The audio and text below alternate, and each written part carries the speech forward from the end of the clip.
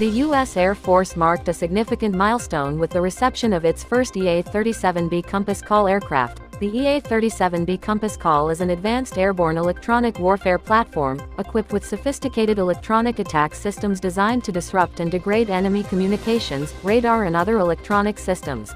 The United Aircraft Corporation has delivered a new batch of frontline Su-34 bombers to the Russian Aerospace Forces after successfully passing all required ground and flight tests. The Su-34 bomber are designed to strike ground, sea and air targets, including those protected by air defense systems, and can operate over long distances from its base.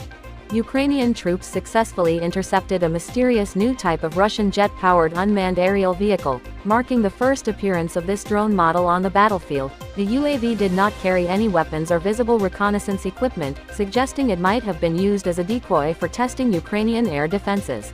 The Islamic Republic of Iran has officially unveiled a modernized version of the American M60A1 tank designated as Soleiman 402 tank, which includes several features such as new add-on armor, dynamic protection elements and a modern communication system, intended to enhance its performance and survivability on the battlefield.